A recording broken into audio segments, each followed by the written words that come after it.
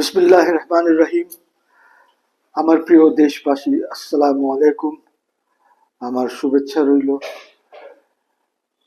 প্রিয় দেশবাসী, দেশ কি আগের চাইতে ভালো আছে? আমার তো মনে হয় না। জিনিসপত্রের দাম হয়তো কিছুটা নাগালে আছে, কিছুটা কমেছে। সেটা বিকজ সিজনের জন্য। ধরেন আলুর দাম কমেছে সিজনের জন্য, টমেটো দাম কমেছে সিজনের জন্য। বাট এনিওয়ে, তারপরেও গত রমজানের চেয়ে এই রমজানে কিছু দাম কম আছে। তবে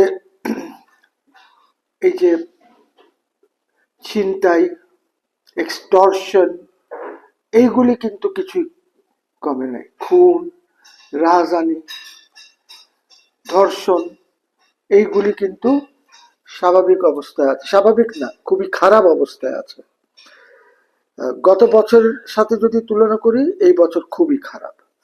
মানে আমি গত বছরের ধরেন ফেব্রুয়ারি, মার্চ, জানুয়ারি এইটা যদি তুলনা করি, এই বছর খুবই খারাপ। ওর একটা কারণ হচ্ছে যে সরকার খুব দুর্বল। বাংলাদেশে এত দুর্বল সরকার কোনোদিনই ছিল না।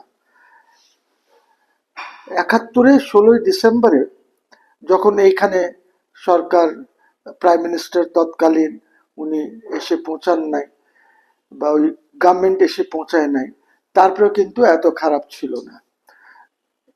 এইবার আমাদের এই বিপ্লবের পরে যত খারাপ হয়েছে। ওর একটা সমস্যা হচ্ছে যে দেখেন, আপনার এক অ্যাডভাইজারের বাসায় বা অফিসে, আমাদের ফরাদ মাজারের বাসায়, অফিসে বা বাসায় হামলা করে দিয়েছে। ওনার স্ত্রী তো অ্যাডভাইজার, তারপরে তো এটা হলো। এগুলি দুঃখজনক না? Nobody is safe. সিকিউরিটির পরিস্থিতি খুবই খারাপ। কেউই এখন সেফ না। এখনো দেখেন আপনার ট্রান্সপোর্ট সেক্টরে এখনো কিন্তু 2.25 কোটি টাকার মতন ডেলি চাঁদাবাজি হচ্ছে। প্রত্যেক দিন 2.25 কোটি টাকার চাঁদাবাজি প্রত্যেক দিন হচ্ছে ট্রান্সপোর্টে, যে বাসটা যারা চালায়, এই বাসের সেক্টরে। এর মধ্যে ধরেন আপনার প্রায় 1,10,00,000-এর মতন ধরেন গাবতলী, মহাখালী, এই যে বাস স্ট্যান্ড গুলি আছে, এইখানে চাঁদাবাজি হচ্ছে।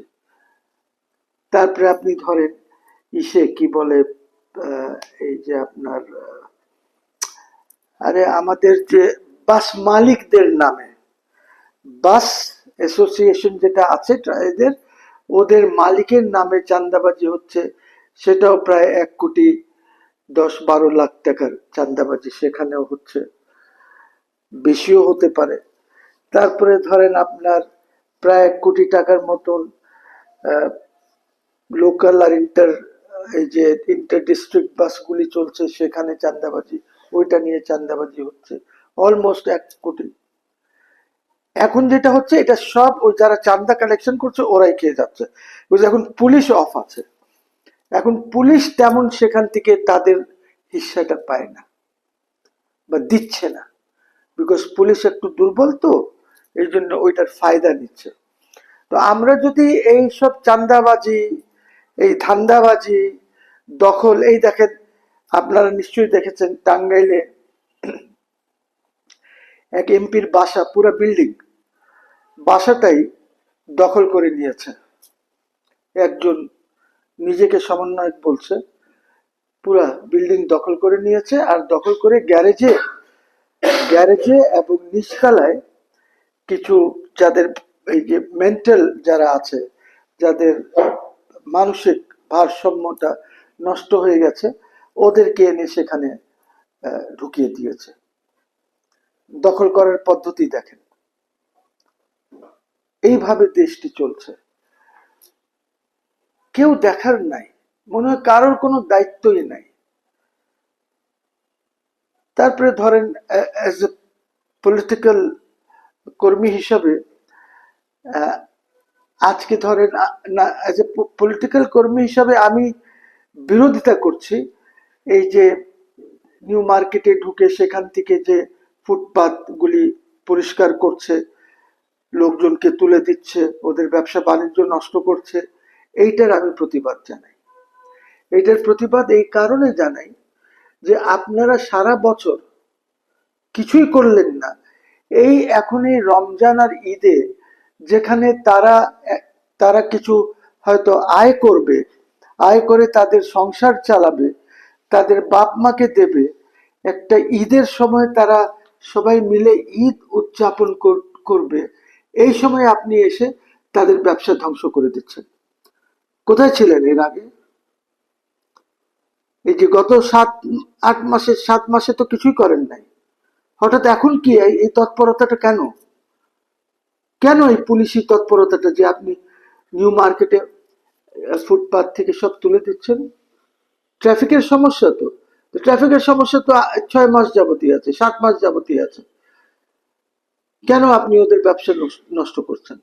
ধরেন গুলিস্তান এলাকা আছে, করতে দেন, এরপরে আপনি আপনাদের অভিযান চালান, অপারেশন যে যান, যা ইচ্ছা তাই করেন, যেন ঈদের পরে এই জিনিসগুলি না হয়, যেন রাস্তাঘাট ক্লিয়ার থাকে, যেন ট্রাফিক মুভমেন্ট ঠিক হয়। কিন্তু এখন কেন এই 10-15 দিন বাকি আছে, তারা একটা ছোট ব্যবসা করবে ঈদের জন্য, সারা বছর কিছু বললেন না, এই সময় এসে আপনি আয়সা তাদেরকে সেখান থেকে সরাচ্ছেন। আমি তীব্র প্রতিবাদ জানাই, আমি তীব্র প্রতিবাদ জানাই এবং সরকারকে বলবো যে এইসব ফাইজলামি বন্ধ করেন,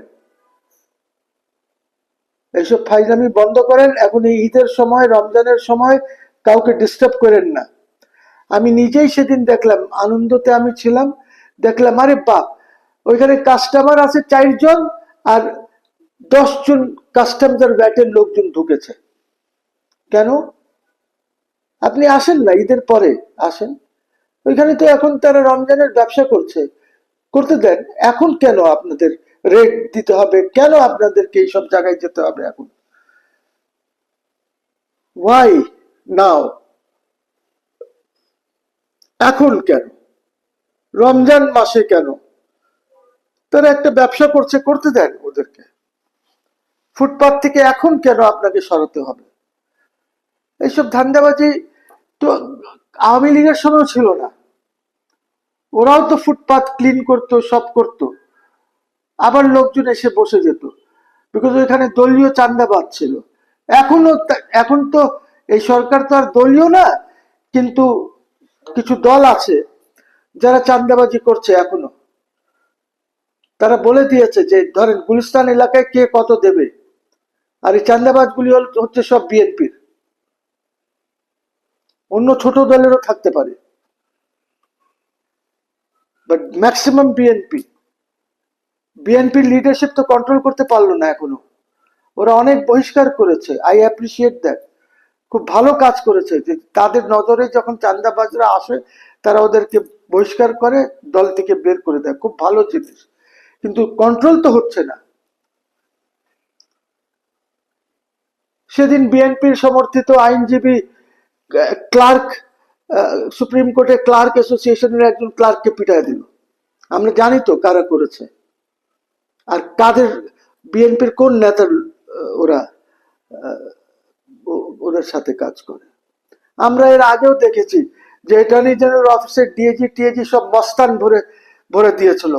গত ইলেকশনে যে জিনিসগুলি ঘটলো সেগুলি তো অ্যাটর্নি জেনারেল অফিসের থেকেই ঘটানো হয়েছিল, ওদের কোনো ডিএজি এজি এরা মিলে এইসব একটা গন্ডগোল করেছিল। এখনো এরকম মস্তান তো আছে, বর্তমান অ্যাটর্নি জেনারেল অফিসেও মস্তান আছে, ডিএজি এজি, ডিএজি বোধহয় নাই, এজি আছে, কিছু কিছু এজি মস্তান আছে, ডিএজি থাকলে 1-2টা থাকতে পারে। What has changed? 5ই আগস্টের পরে কি চেঞ্জ হয়েছে? কোন জায়গায় চেঞ্জটা হয়েছে? জনগণ তো বুঝতে পারতেছে না। জনগণ তো দেখছে যে আরো অবনতি হয়েছে, প্রশাসনে অবনতি হয়েছে, ল অ্যান্ড অর্ডারে অবনতি হয়েছে, সিকিউরিটিতে অবনতি হয়েছে। নোবডি ইজ সিকিউর, কে কোন দিন কার ঘরে গিয়ে হামলা করবে কোনো ঠিক নাই। It's such a failure this government. এই গভর্নমেন্টটা এত বড় ফেলিওর যে আমি জানি না। ওরা সব ব্যবসায় লেগে আছে। বড় জন যিনি আছেন উনিও ব্যবসায়ী করছেন, এইটা নিচ্ছেন সেটা নিচ্ছেন, এইটা লাইসেন্স নিচ্ছেন। কি দুর্ভাগ্যজনক জাতি আমরা, কি দুর্ভাগ্যজনক জাতি আমরা। আমরা শুধরাবো না। আমরা কত ওয়েস্ট করেছি, 71 এর পরে ওয়েস্ট করলাম, ওর পরে আমরা 75 এর পরে আমরা ওই যে ছিল সেটাও ওয়েস্ট করলাম, তারপরে জিয়াউর রহমানের পরে এরশাদ সাহেবের ফলের পরে ওয়েস্ট, সবকিছু ওয়েস্ট করছে। আমরা যখনই অবর্তান বা বিপ্লব আপনি করতে চান ওটা ওয়েস্টেজ হয়ে যায়, এগোতে পারছেন না, because nothing changes, everything remains the same. তাহলে এইটা কি মানে আমরা জাতিগতভাবে নিজেকে কি বলবো? আমাদের নিজেদের মধ্যে একটু দেখা দরকার না যে আমরা কি, কেন আমরা এরকম, কেন আমরা দেশ আর রাষ্ট্রকে ঠিক করে চালাতে পারছি না? কোন পলিটিক্যাল পার্টি তো তাদের ম্যাচিওরিটির পরিচয় দিল না। নতুন দল যেটা হয়েছে তারাও দিল না ম্যাচিওরিটির পরিচয়, কেউই দিল না। এরকম ইম্যাচিওর্ড একটি নেশন আমরা, ইম্যাচিওর্ড পলিটিক্স করে। আমরা বুঝি না যে পলিটিক্যাল একিউমেন কি, পলিটিক্যাল স্ট্র্যাটেজি কি হওয়া উচিত, দেশকে কিভাবে বাঁচাবো।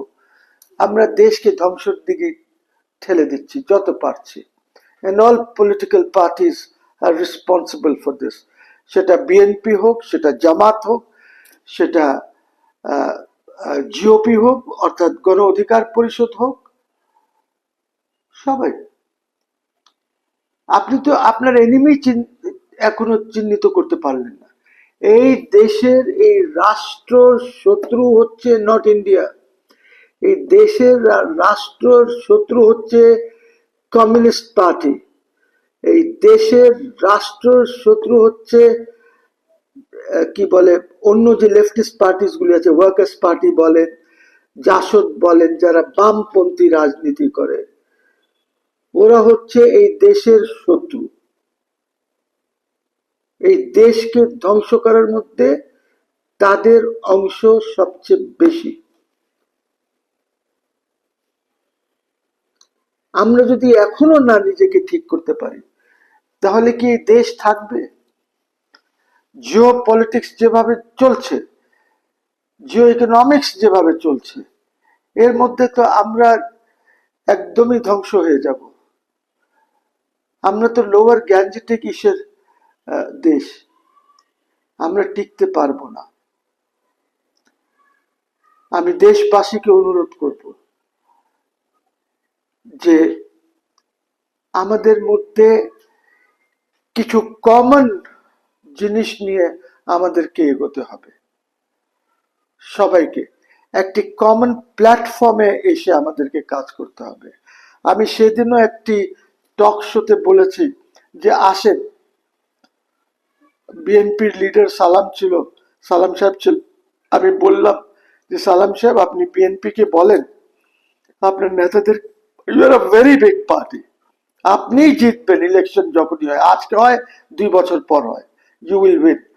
কিন্তু বলেন যে সব রাজনৈতিক দলদেরকে ডেকে আমরা অ্যাটলিস্ট একটা charter of rule of law and democracy আমরা একটা বানাই, আমরা সবাই মিলে ওই চার্টারে একটু দস্তখত করি সব পলিটিক্যাল পার্টি, এবং জনগণকে বলি যে এইটার বাইরে আমরা যাব না, আমাদের রাজনীতি এইটার মধ্যে হতে হবে, এবং ওই চার্টারটি হতে হবে দেশ প্রেমের চার্টার। সকলকে অসংখ্য ধন্যবাদ, সবাই ভালো থাকবেন। আসসালামু আলাইকুম।